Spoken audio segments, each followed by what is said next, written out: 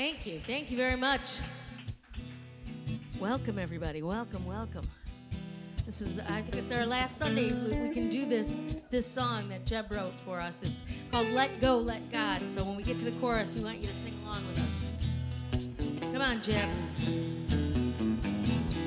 When you are troubled, the way we all struggle, when the path just can't be found, when your thoughts are broken and your mind isn't open to one simple thing to turn around. Let go, let God, let God, let God, sweet, sweet Spirit, let go, let God, give it to the Lord, the King of Kings. When you know the children are not safe in school, keep your head up, don't you give up hope. When you feel crushed by the weight of the world upon your shoulders, set it down, do this to help you cope. Let go, let God, let Buddha, Allah, should I take it? Let go, let God, let the Prince of Peace clear your head. Trials and tribulations needn't be the end for you. Go to the light just like you always do.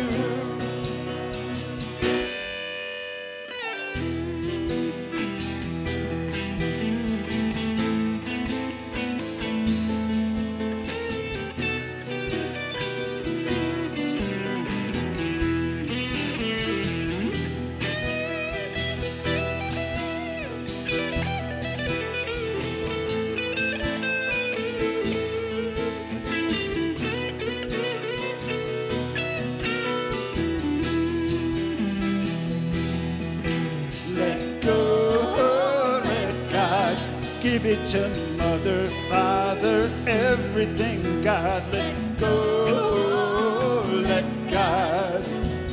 Give it to the Master Creator. Let go, let God. Let God, sweet, sweet, sweet Spirit, let go, let God. Give it to the Lord, the King of Kings. Thank you. Thank you. Thank you. Billy Ferris, it's good to have you with us on the guitar. It sounded great. Good, good, good.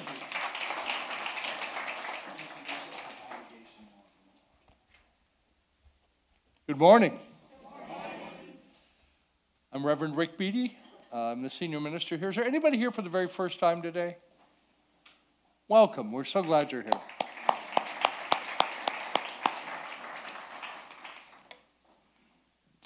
I like this candle as an outer symbol of an inner light that burns in all of us. We call that light the Christ presence, or the I am. So the candle burns to remind us of what is really true for all of us all the time.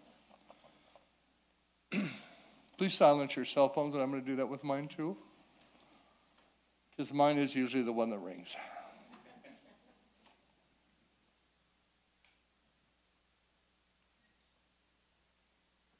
We have a statement, and ma'am, you'll find this in the pocket of the seat in front of you. There's a form, and it's got on one side, what is it called, words and prayers, Kim? On where the words are for the statement of being. They're on the back of the sheet? Yes, words and prayers. Words and prayers. Did you find it? No? Mary, there may be one right out on the table there. On the back of the calendar.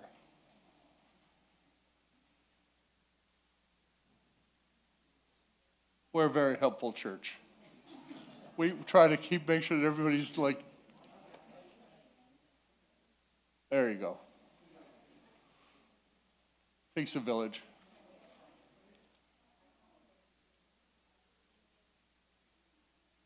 I started a revolution. I'm following after the way of Jesus the Christ. Awesome. All right.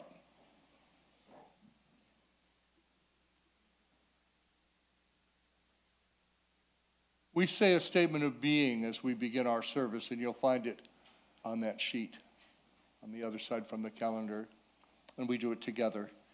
God is all, both invisible and visible, one presence, one mind, one power is all. This one that is all is perfect life, perfect love, and perfect substance. I am an individualized expression of God. I am ever one with this perfect life, perfect love, and perfect substance. And that, my friends, is the truth. A few announcements this morning. We're having a potluck today, so come and join us. There's a bunch of food back there. And if you didn't bring something, it's okay. You're our guest. And I would sing you the little song, Be My Guest, Be My Guest. I know. Garden team is meeting today after the service. Gary, where are they going to meet? Greg, where are they going to meet? Right here. There'll be no live service this year on Good Friday. I'm going to do a Zoom service at 1 o'clock. It'll be interactive, short teaching, some talking, and then a meditation. And the reason that I'm doing it that way is over the last several years, the attendance for Good Friday and Ash Wednesday have just plummeted. So we'll make it all easy on all of us. Easter Sunday, of course, next week. Bring a friend. And Laura Johnson, our team leader for outreach, is going to talk to us about what outreach has going on. You gotta love her energy. Good morning, church. She jumps on the stage and looks at the dangly earrings. I think it's amazing. I never wear them. Well, first of all, I want to just thank everyone who donated peanut butter and jelly. Sherry did most of the heavy lifting, but we donated almost 500 pounds of peanut butter and jelly to Lighthouse. Thanks to everyone here. That's in Pontiac. A lot of people, families come for food out of their pantry, so we fed a lot of families. The other thing I want to talk about is care packs. We've been doing care packs here for many years, but we have a lot of new people, and I kind of want to explain what they are. When you see, at least when I used to see a homeless person, when I was driving, I just sort of looked the other way because I felt uncomfortable. But let's introduce care packs, something to hand out. The winter ones, which we still have about 15 left, and I do see some snow outside, have warm hats, gloves, hand warmers, scarves, socks, toiletries, a snack, and resource numbers, and they can just be handed to someone. But what I want to talk about now are the spring ones, and we're doing another collection. Men's baseball caps, ponchos for rain, and heavy-duty white tube socks. We still need the heavier socks. You can get them at Costco, Meijer, Walmart, because people's feet get wet, and even if you think it's summer, then we need warm socks. So in the next few weeks, we'll be having the items outreach are collecting in the front of your seat pocket as well. You know, Good. once we get that going. Yep. But thank you so much. Our church is amazing, and outreach rocks. Outreach rocks, yes.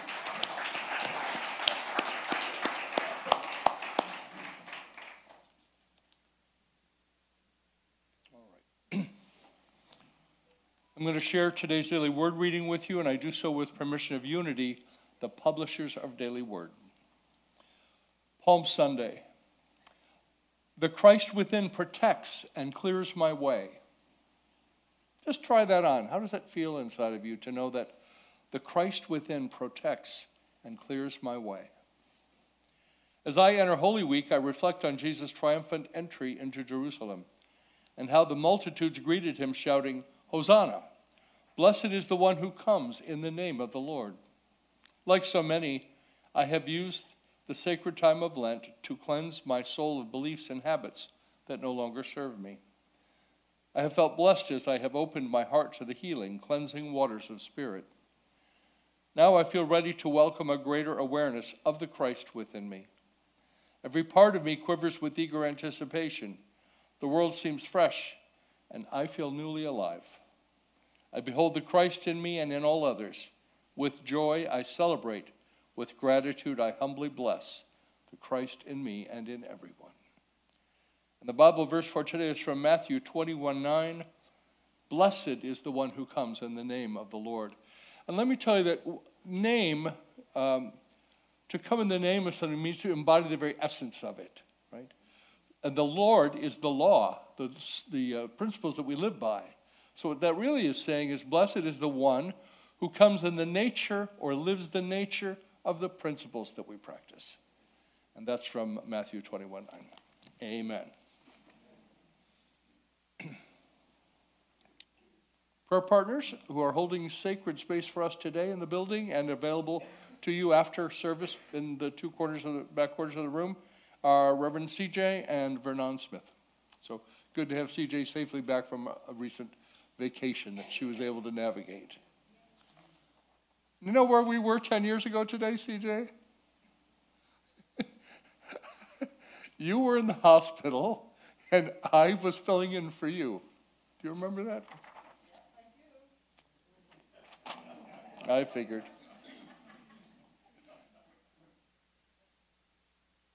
So we're going to start a prayer. Oh, many ways to pray with us. You can call in on Tuesday, Wednesday, Thursday. Somebody will pray with you, or we'll call you back and pray with you. You can reach out to one of our prayer partners. You can send an email to prayer@unityofroyaloak.org. We print those off, pray over them, put them in the prayer box. At the end of the month, they get sent to Silent Unity. They pray for another month there. When we pray, we energize something. We're putting our love and our energy and our agreement with you that God is the source of whatever it is you might need. And I'm going to begin a prayer right now, and I will pause and invite you to speak if you have someone in your heart or in your mind that you would like healing for or prayer for, perhaps it's you. You can speak the name, speak the condition, or hold it in your heart. Father, Mother, and everything, God, we give thanks as always for this amazing community that we build together. We give thanks for the energy, the love that is here. One of our team members, God, shared this week that sometimes it's just the love energy, that's what brings them, and that's what feeds them. That's what feeds me too. We take a moment now to speak our words of prayer and praise.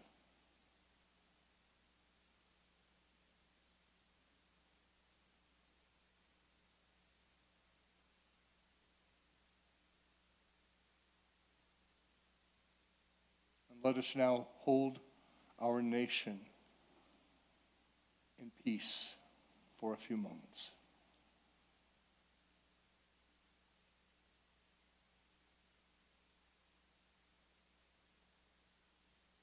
So it is. Amen. Mr. Nick Hill is going to come now and entertain us.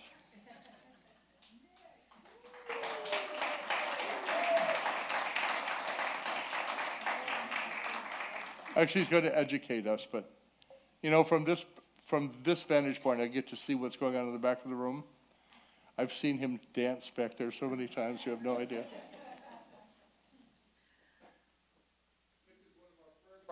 Sharing the power of the month with us and the meditation.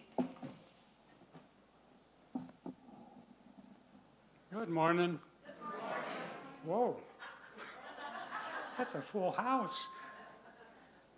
I'm going to be talking about wisdom, and I've got some props with me just to kind of entertain and help to uplift. I'm going to be borrowing a Zen saying that says, chop wood, haul water before wisdom. And there is some wisdom to what I've got here. Instead of bringing in a big axe, I brought a hatchet with a cover on it to avoid me from injuring anybody or myself or anything else. The bucket has no water in it, so I don't spill it anywhere, except for a small bottle of water and some wood. And I'm of an age that I still remember having a cast iron stove at home for cooking and for heating the house. So when I got old enough, it was my job to bring in kindling to heat that stove up, especially in winter, because we had, my dad, when he would get up early, he had to get the fire started in that stove to heat up the house. So it was my job always to bring in the wood and also make sure that the bucket of coal was full so that the fire could be started. And I'm also going to add another element to that chop wood, bring water, and that is humor. I don't know if you can read it. Sometimes I talk to myself, and then we just laugh and laugh.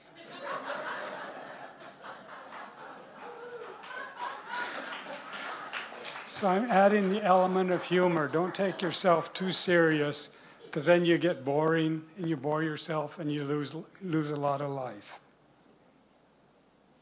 Oops.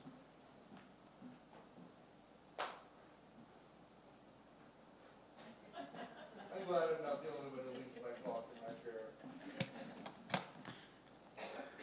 So basically, with wisdom, I'm going to first cover the unity principles. Wisdom, according to their definition, is the blend of knowledge from the head and the heart. Knowledge of itself is not wisdom. The highest form of spiritual knowing includes divine judgment, discernment, and intuition. Jesus always wanted the importance of judging by the standard of the higher self rather than the example set by the world. The disciple associated with wisdom is James, the son of Zebedee. Peter, James, and James' brother John were often included in some of the main parts of Jesus' life, like on Mount Tabor, where there was a transfiguration, and also in Gethsemane. Peter represents faith, James represents wisdom, and John represents love. For wisdom without love is cold. Love without wisdom is misguided and impulsive. The color of yellow, the color for wisdom is yellow, representing mental capacity and structure. The location is the stomach, close to the solar plexus, also called the body brain. Just always remember, the body contains a lot of the wisdom from you have, and it also contains a lot of the insults that have happened to you. And having unloving, critical thoughts results in having I'm a little nervous this morning, so you're going to have to let me hang on with it. Will create illness of the stomach and the heart. Exercising wisdom will express a greater deal of physical health. The affirmation is, I am guided by divine wisdom in every thought, word, and action. Now, how do we go about learning wisdom?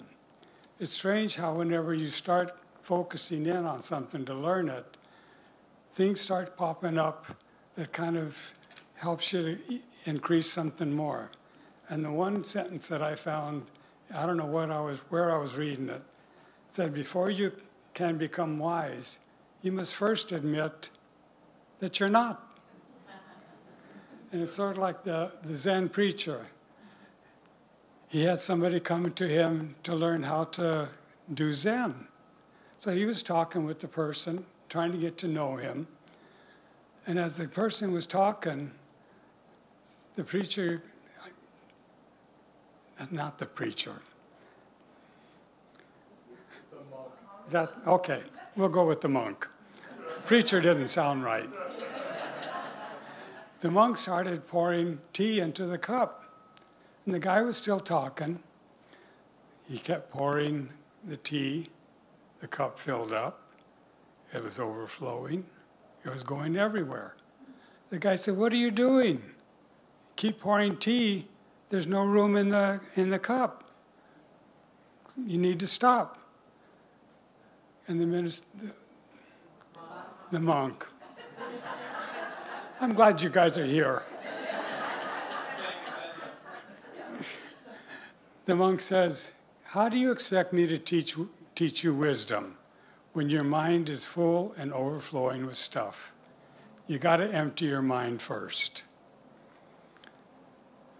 And I'm going to be using some of the stuff from Richard Rohr's book. It's called The Wisdom Way.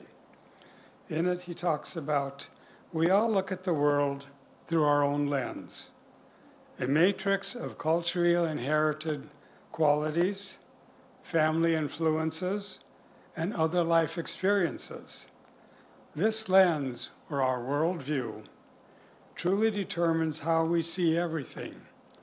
A lot of times you hear that phrase, how you see anything is how you see everything.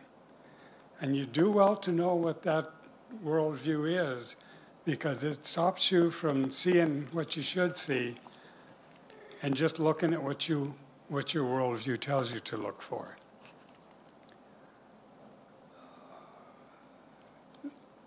That whole worldview is largely unconscious.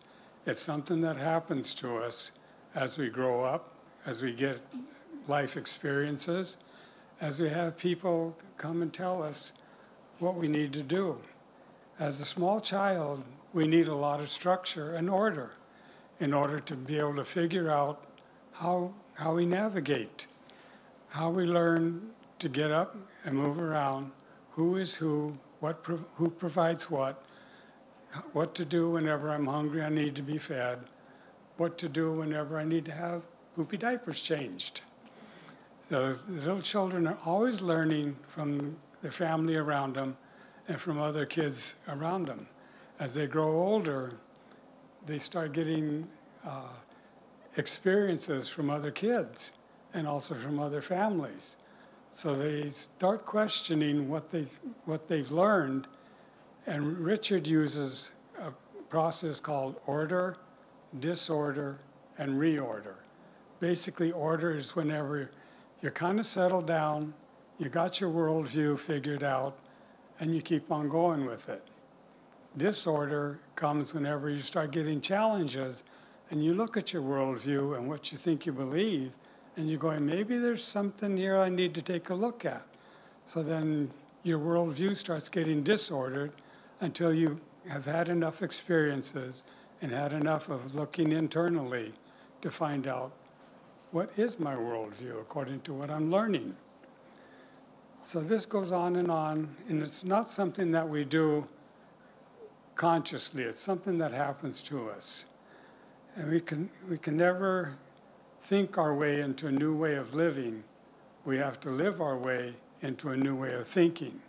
We have to let life experiences work on us to help change us and to make us wiser. Rilke said, listen to your questions, live with them. What is going on in your innermost being is worthy of your love. And with the changes that go on, like you get the little kids, they need to have that special, really strict order and everything. As they grow a little bit older, they get into school, they start seeing other kids, and they start learning things a little bit different. They start getting into a little bit of disorder as far as their developing brains can work with, and start having a different worldview. And then they find out there's no Santa Claus. What else have they lied to me about? I know, Laura, you still believe, and I'm sorry, honey. So that keeps going on, that whole order, disorder, reorder keeps recycling. And then, of course, you get into the teenage years when hormones start. And at that point, you go from order, disorder, chaos, hopefully back to some disorder, and then maybe in a few years, somewhat of order. So that just keeps going on and on and on as we listen and change our worldview. I'm going to use a story of initiation that was performed by Don Miguel Ruiz. He's the one that wrote the 4 agreements and also later wrote the 5th agreement. Now his sons, Don Miguel Jr.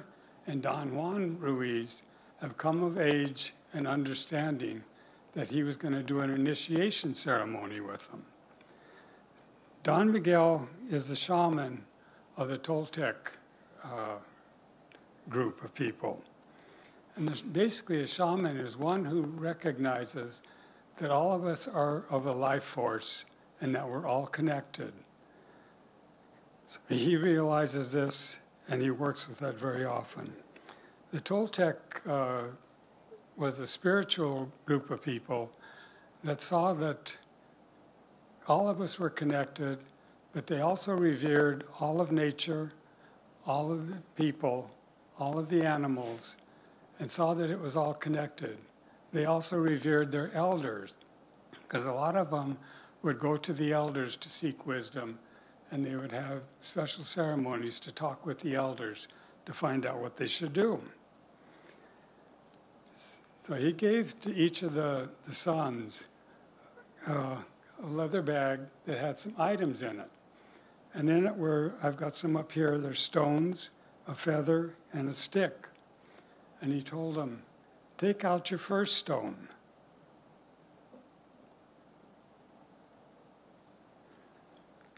This first stone is your agreement to be impeccable, that is, correct use of your energy for truth and love, to be impeccable with your word. And think of the Gospel of St. John. In the beginning was the Word was with God, and the Word was God. He explained it that humans use their word to create, to manifest, to bring about their reality. They have to learn to use that word correctly. That's why he says make sure that you use it impeccably for truth and love. And all of our knowledge is basically a collection of words and symbols that we've all agreed on, no matter what language you speak, that this language and the symbols have a basic meaning. So we're always using that to interpret how we're looking at everything. So he says, with your word, they can be used to create a heaven on earth, or they can be used to create a hell on earth. Heaven on earth is you're using your word for good creative purposes, except for truth and love. To create a hell on earth, you're starting to use it evilly. And he said, he warned against using it as gossip. He said, gossip is the worst use of your word, because basically it sets up a negative energy around you, and it sends out negative energy to all the other people. And basically what you're doing is you're using a lot of lies and untruths to build yourself up and tear down others. And the worst use of the word is think of Hitler and what his words did to create the evilness that happened. But then you also have to consider Mahatma Gandhi, and of course the words used by Jesus Christ that brought us a lot of love and a lot of good wisdom. This agreement of using your word impeccably is sort of the foundation for the rest of the agreements. The second stone is the agreement not to take everything personally. Usually when people are reacting to something that you said or did, they're not really reacting to you. They're reacting through their point of view. They're looking at you and they're thinking, he shouldn't have said it that way. He shouldn't have done it that way. This is the way it should be done. So really, whenever people react to you, it's not about you. So just let it go. And he used an example. Say you went into a movie theater that had a bunch of small theaters. You went into one theater, and there was a movie playing that you wrote and directed about a certain incident that happened in your life. You're sitting there watching the movie. He says, oh yeah, I remember that. That really happened. That was a good movie. You go to another theater, same incident, written by maybe your mom or dad. You sit down to watch this movie and you're going, what the hell was that about? I don't remember any of that. Again, things are being interpreted by their worldview. You go into another theater, and here the movie is written by a friend of yours. And you're watching that, and wow, what were these people looking at? Everybody was looking at what was going on through their point of view and interpreting everything according to that. The third agreement is don't make assumptions. Admit when you don't know and just simply say, I'm sorry, I don't know. Can you explain that? Can you tell me what you mean by that? But don't all of a sudden assume that what you're thinking of is what they really said. Ask for clarification. Stop and ask questions. Just remember, not everyone sees life as you do. And if you start making assumptions too quickly, you're allowed to start going down the road of making judgments that you're making without really good evidence to go on, and you really shouldn't be making judgments to begin with. But if you start doing that really quick, where you start judging people, then you start going down that road. And also question your questions. Sometimes the question that you're asking is not the right question. There's a story about a cellist in Sarajevo while the bombs were falling. He was in the town square playing his cello. Young kid comes by and he said, "Why are you playing your cello when the bombs are falling?" The cellist stops and looks at the young man and says, "Not so, little grasshopper. The question you should be asking is, why are bombs falling while I'm playing my cello?" Question your questions. You may be asking the wrong one. And the fourth agreement is always do your best. Keep in mind that your best is not going to be 100% every single day. Life happens, things change. You wake up one day, you're not feeling so good, you're feeling sick, maybe you had a rough day the day before. Don't push yourself to try to do 100%. Because all you'll do is burn yourself out, and it'll take you longer to accomplish what you set out to do. So don't be pushing yourself all the time. And then if you get up and you're feeling lazy, and you thought, oh, I'm not going to be bothered with this. Trouble with that, it starts leading you to do self-adjustment, self-judgments, and taking on negativity about what you're really about. So always be careful with that. And as Maya Angelou said, once you know better, do better. And just keep in mind, you're not responsible for what others believe. We all interpret everything differently. The fifth agreement is listen, but be skeptical. Not everything you hear is the truth. And you have to learn to use your discernment and your judgment to find out exactly what is being said. And just about everything that's told to you, somewhere along the line is going to have a kernel of truth. But you have to be willing to stop and really listen, to be quiet, and figure out what is the truth here for me. And doing really good listening is always a very good gift for somebody. How many of you have ever really been listened to? That somebody wants to find out, what are you really trying to say? And if you listen carefully, you might find the story behind the story that they're trying to tell you. So always learn to be patient and listen to discover what someone is really trying to say. Rumi, in one of his poems, talks about silence, where silence, you need that in order to really listen. And he says, silence is the language of God. All else is poor translation.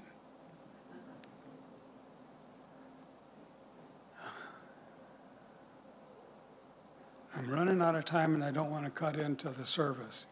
But I'm just going to go real quickly into the Black Stone is our main teacher. The teacher here is death. She teaches us what we really need to know, but also to remember that this is all going to end. Enjoy your life while you can, and also enjoy what you've got. But also remember, at the end, you're going to have to give it all back. And the other one here is your life. Too many of us are afraid to live. I mean, if you think about it, when I first read that one, it was like, what? If you think about it, how many of us go through life protecting life? We're trying to build up our retirement. We're trying to think about what we're going to do here, what we're going to do there. So you're protecting all the time, and you're not living. So you got to learn to live while you can, to enjoy what you've got, and to move on.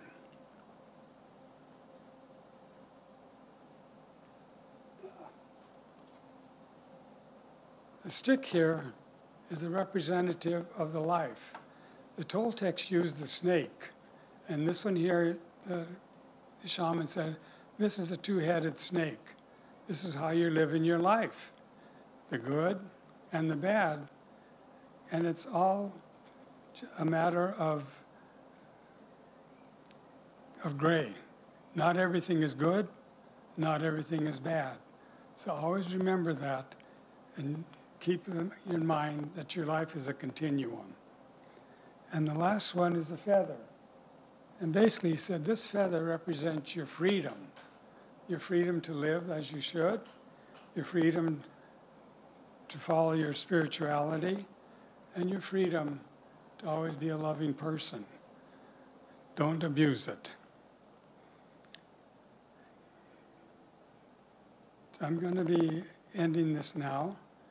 And the other thing to always remember that while you're talking to people, listening to people, sometimes you may say something or do something that is going to hurt somebody. Always be willing to stop and say, I'm sorry. And I'm sure a lot of you have heard about the mantra from Hawaii, the Ho'oponopono. And basically that is, you say, I'm sorry.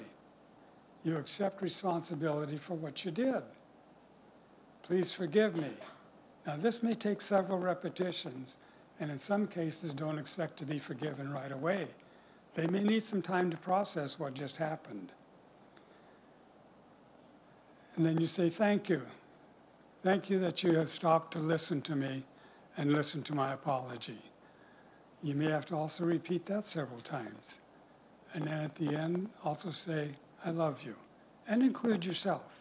And always remember, with all the wisdom and all the agreements, not to internalize a whole lot of the negativity, because then you start dumping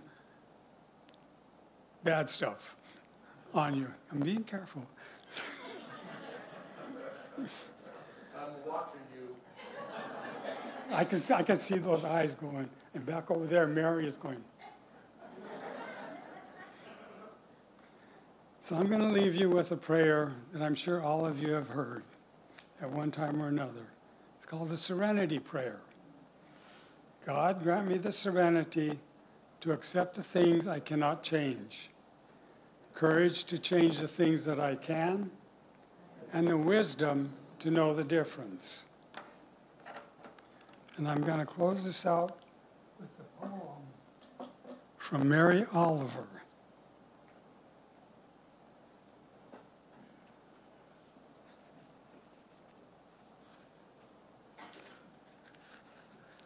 This poem is called The Gift.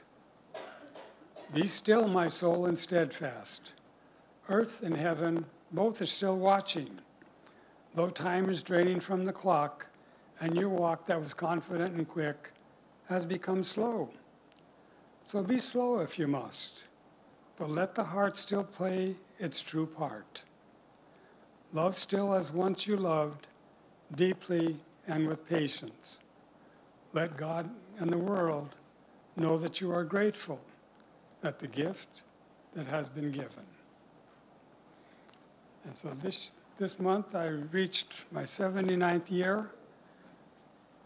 I will pick up my axe and my water bucket and keep on chopping wood and carrying water. And I forgot to mention, we did have plumbing at home. I'm not that ancient.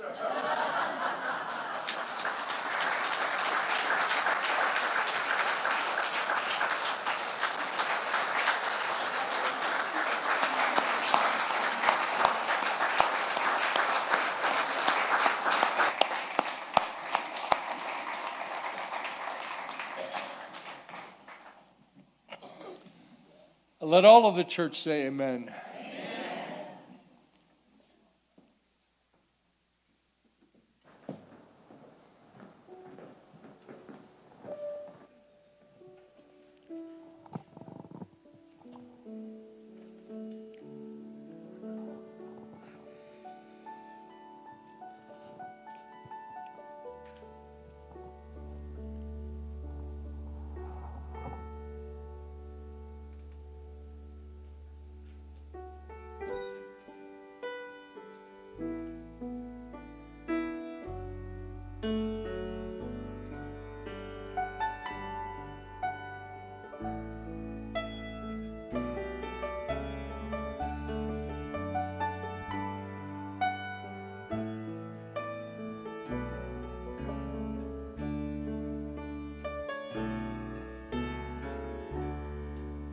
From the love of my own comfort,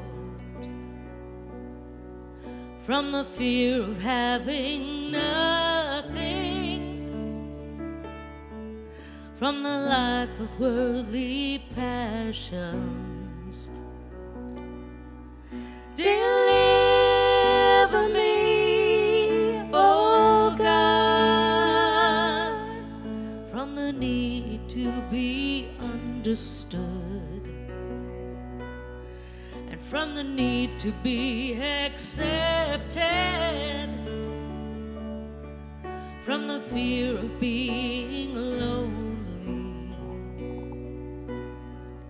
Deliver me, oh God, deliver me, oh God.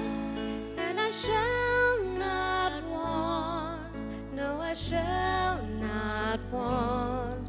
When I taste your goodness, I shall not want.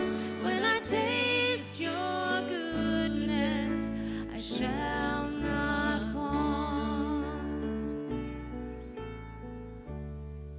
From the fear of serving others, from the fear of death or triumph, and from the fear of humility. Deliver me, oh God, deliver me, oh God, and I shall not want, no, I shall not want. When I taste your goodness, I shall not want, no, I shall not want, no, I shall not want.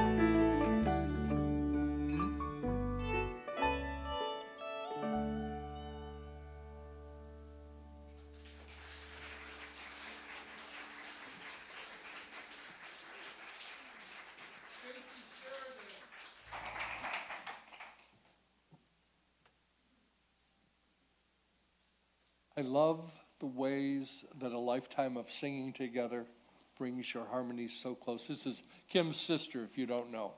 Stacy. Amazing. Well, Mr. Nick, I think I'll just take up the offering and go home.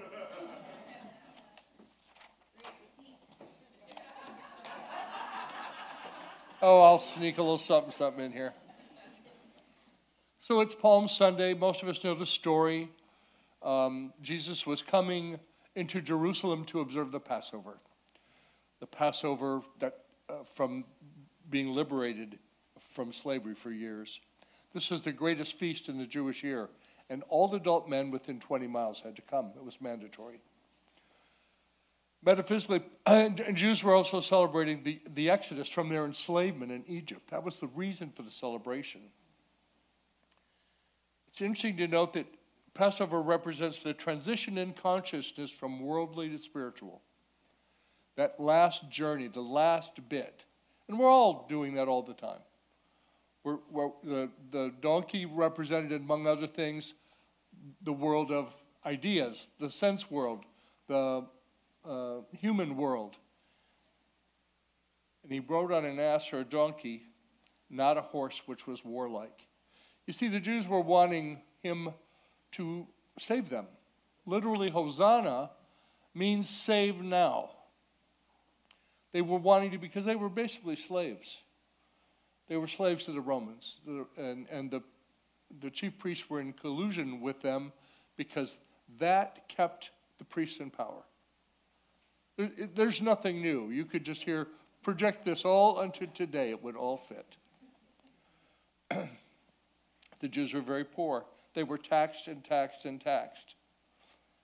And they were living in an occupied city. I think that Jesus knew what was waiting for him as he approached the city. He had set some things up. The fact that the story says that a donkey and a colt not ridden are what the master needs. That was code. That was code so that they could connect with the right person. And every step that Jesus took that day was strategic. Now, the interesting thing is, I think he knew the end was at hand. I just believe it. And he went anyway. Sometimes we have to let go of the outcomes. He did not know what would happen to him in the city. He'd been outside the city, talking to people in the country, or people who'd been in the town, and understand there were going to be about 2 million people in Jerusalem that day. It's busy. Busy, busy, busy.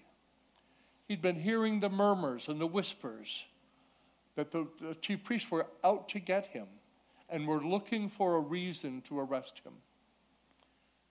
But he went and did it anyway. He let go of the outcome. What if he had failed? And I think, I've thought about this many times, those last few hours of his life, the last few days of his life. And I wonder if he ever thought, will this thing I've been trying to teach for 3 years catch on? Will it catch? Or will it just die out? Because what people don't realize, there were hundreds of rabbis wandering around in Israel teaching, hundreds of them.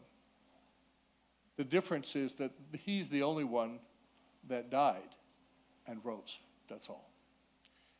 And on Friday, if you check in with the Zoom, we'll talk about what the crucifixion really means from a metaphysical standpoint. And Jesus knew it was going to be a busy week. As he entered the city on the donkey, the crowd with him threw their cloaks and palm branches in front of him. Can you imagine how muddy that was with 2 million people coming into the town? The city's people wondered who this was and why the big commotion. Rather than quiet and low-key, knowing that they were out for him, he just boldly went right into the temple. He created a place for people, for the lame and the blind to come into the temple and be healed, and he healed them. Almost as if he were flaunting it in the face of the high priests. He directly confronted the establishment and its authority, creating a place for the lame. I said that already. He healed them and he was done. Turned on his heel and left. 2 through for you, baby. And he was out of there. People wanted Jesus to be an activist. I get challenged a lot lately, that why am I not more of an activist? Because we're trying to work at the level of cause, not effect. In Unity, we teach to work causatively. There are things that I protest. There are things that Jesus protested. But he didn't save them from themselves. He taught them how to live differently and ultimately overturned that thinking not only there, but in many places. So being able to see it differently, I think, is a key part of letting go. Letting go of the thing, letting go of the outcomes. Do what you're called to do, understanding it'll work out. It'll be there. And it means something. And I've shortened this a lot and edited as I went, so God bless us all. Come on and sing.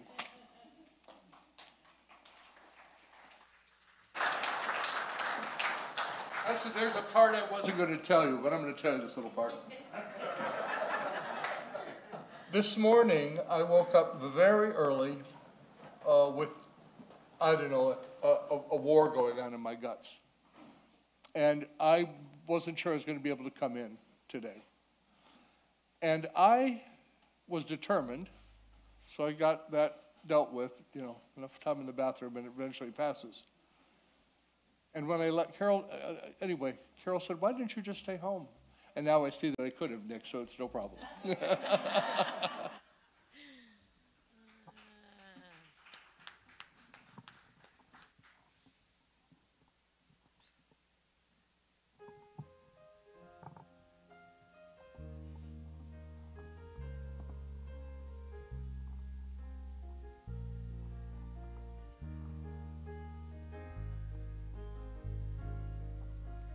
You're gonna be okay. You're gonna be okay. Oh, the sun will keep on rising in the familiar way. Every little thing is gonna be alright. You're gonna be alright, darling. You're gonna be alright, 'cause the stars will keep on shining through the darkest night. And you can know you're gonna be alright. Lift your eyes to the hills, remember where your help comes from. Lift your eyes to the hill, you'll never face a valley alone. 'Cause even when your heart is breaking and you're gone and lost your way, you're gonna be okay.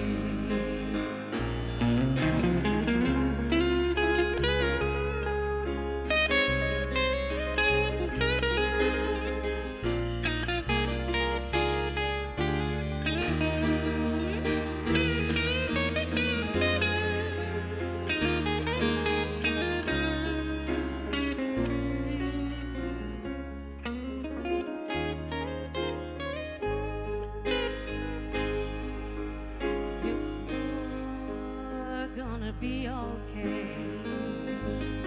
I know that you're gonna be okay. Not a care in this whole world can take that truth away.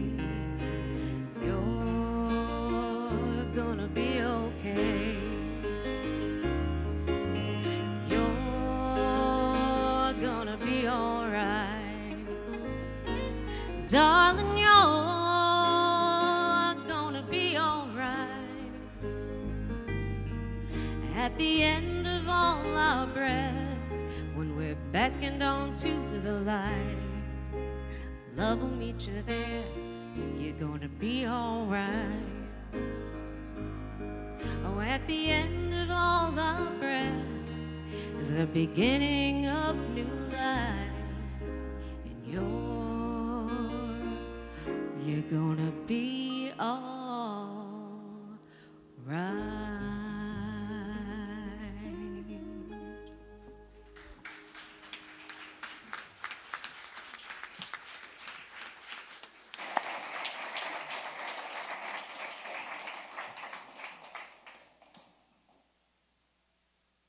Stacy's you're going to be more than all right. You're amazing. Thank you. Beautifully done. The ushers are going to come forward to receive our offering, to receive your investment in our community. I can't believe you're wearing that Santa. Oh.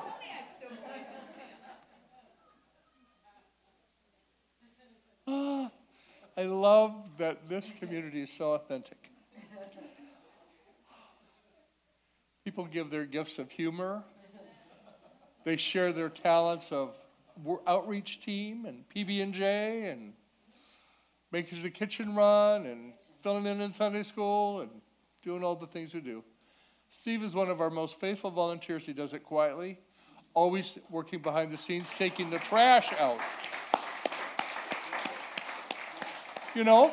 Every Sunday takes the trash out. In this organization, which has 104 official members, and our attendance has been running close to 70, we have 60 active volunteers. It's amazing. So give yourselves a hand. Okay. Let's say the blessing over the offering together. Divine love, through me, blesses and multiplies all that I have, all that I give, and all that I receive. We open our hearts and minds, we give and we receive, and so it is. Amen.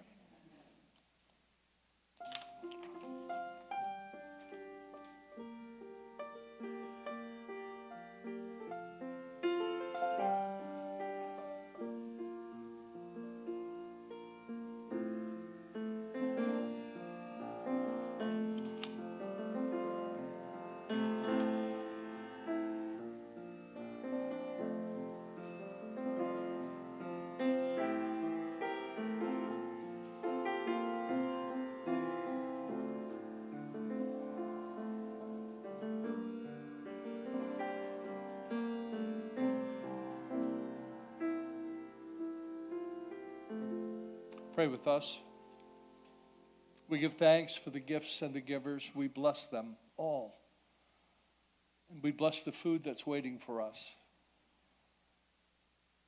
And God, we take some time this week which in traditional Christian churches is called Holy Week, to reflect on the week, to reflect on the things that happened long ago from the standpoint of what it does for us. For this we give thanks as we let it be. Amen. My friends, whatever you're doing after we eat this week, remember that the light of God surrounds us. The love of God enfolds us. The power of God protects us. And the presence of God watches over us. Wherever we are, God is. All is well. In this final moment, before we go our separate ways, let us take the time to stop and meet each other's gaze. Touch a shoulder gently, share a smile, and then bless each other with this prayer until we meet again. I wish you love, I wish you joy, I wish you strength when you are weary, courage to raise your voice. I wish you hope for a new day and true prosperity. But most of all, I wish you peace. I wish you peace in your travels, peace in all you do, peace in your heart, peace to see you through. I wish you hope for a new